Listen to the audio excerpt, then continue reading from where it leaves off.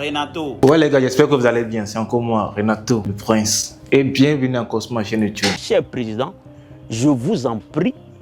Et nous revoilà une fois encore dans cette vidéo avec DJ Mac. Ouais, DJ Mac depuis les States, ou je sais pas trop, mais depuis là-haut, qui parle du gouvernement togolais. C'est-à-dire des ministres, du nombre des ministres. Ouais, parle surtout du nombre des ministres. Comparé à l'Inde, à la Côte d'Ivoire ou même à l'Afrique, il pense que celui du Togo est trop nombreux par rapport aux autres. Ouais, les ministres togolais sont trop nombreux. Ouais, par rapport aux autres, qu'on devait diminuer le nombre de ministères, ouais, pour augmenter nos revenus ou bien diminuer nos dépenses en s'adressant d'une manière ou d'une autre à notre président fort et Sozimna Nyasimbe. Que notre président n'a qu'à penser à cela, n'a qu'à réfléchir à cela. Il demande avec respect surtout. Bon, dans la suite de cette vidéo, nous allons regarder le discours, le fameux discours qui fait problème ces temps-ci. Regardons la vidéo, c'est parti. Même bien avant, n'hésitez pas de liker et de commenter. C'est parti. Mon cher pays, le Togo. Vous savez, l'Inde et le Togo ont le même système parlementaire. L'Inde vient de finir leurs élections le 1er juin. L'ancien Premier ministre Narendra Modi est retenu pour un 3e mandat en tant que Premier ministre de l'Inde. Il vient de former son gouvernement. Une population de 1,4 milliard de personnes, presque la même chose comme la population de l'Afrique. La population de l'Afrique est 1,2 milliard de personnes.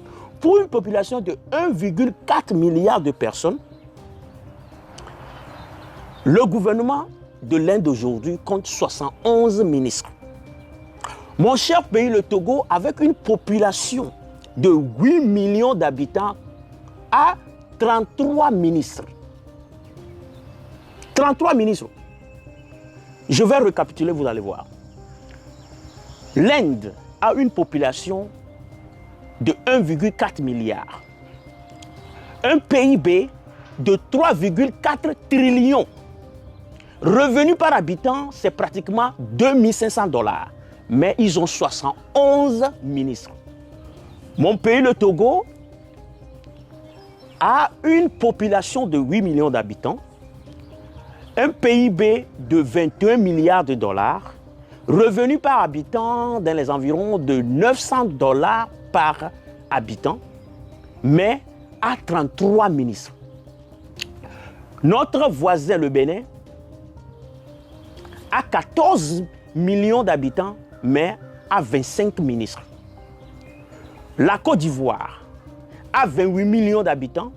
La Côte d'Ivoire est plus grand que le Togo 4 fois, mais à 33 ministres.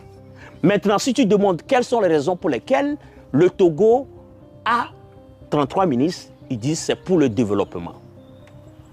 Pour développer un pays, tu n'as pas besoin d'avoir beaucoup de ministres. Je vous explique très simplement.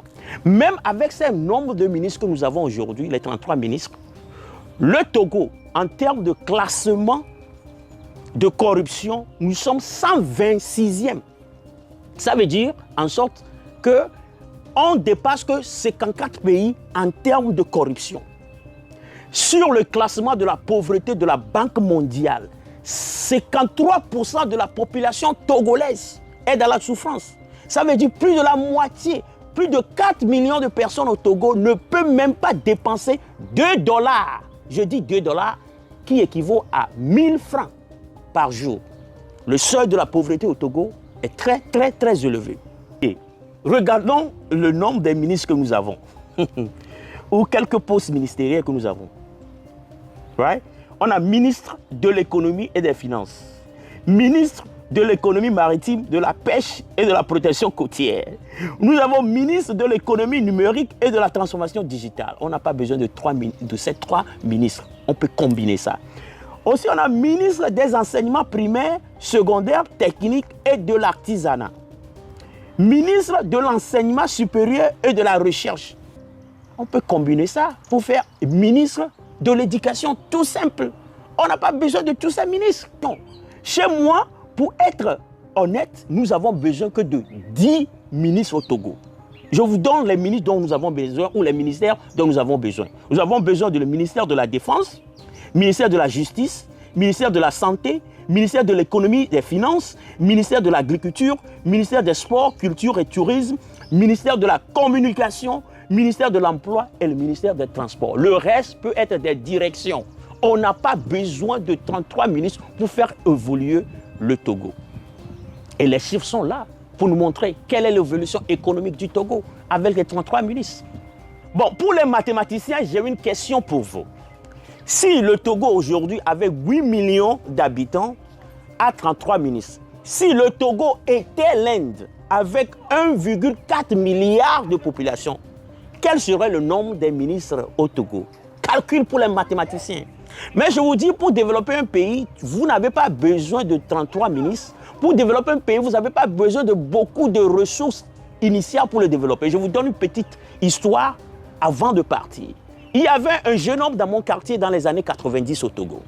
Ce jeune homme a commencé par vendre les pagnes en allant dans les maisons des gens à pied, de maison en maison à pied. Quelque temps après, le gars s'est acheté un vélo. Maintenant, il utilisait le vélo pour aller vendre les pagnes. Après, il a acheté une moto. De là, avec sa moto, il a commencé par vendre les pagnes ou à continuer à vendre les pagnes. Après, il s'est acheté une voiture. Avec cette voiture, maintenant, il se promène et vend les pagnes.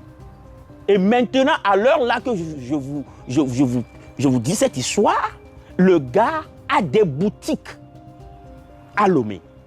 Donc, c'est pour vous dire que pour vraiment avancer les choses au Togo, nous n'avons pas besoin de 33 ministres. Donc, c'est un appel au chef de l'État, Monsieur le Président, Monsieur notre Président, notre cher Président, je vous en prie, il faut diminuer le nombre des ministres. Parce que pour pouvoir économiser ou avancer les choses dans un pays, il y a deux manières de le faire. Soit vous coupez vos dépenses, soit vous augmentez votre revenu. Dans ce cas, je pense que la solution idéale pour le Togo, c'est de couper nos dépenses. Rien dans ce monde justifie le nombre de ministres que nous avons au Togo, 33. Et là, il y a un président, l'Adotomi, à Penami. S'il y a un continent qui possède, qui regorge de beaucoup de jeunes, c'est le continent africain. Dans ma région, ma sous-région de l'Afrique de l'Ouest, je vis les conséquences désastreuses d'une jeunesse ou d'un jeune, comme il a dit, qui n'arrive pas à réfléchir avant d'agir, qui ne se maîtrise pas.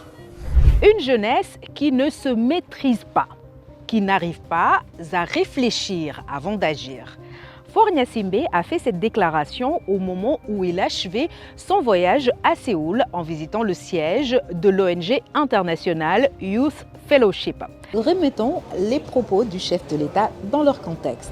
Les personnes qui sont recrutées pour commettre des actes terroristes, ce sont essentiellement des jeunes. Ces jeunes acceptent cela parce que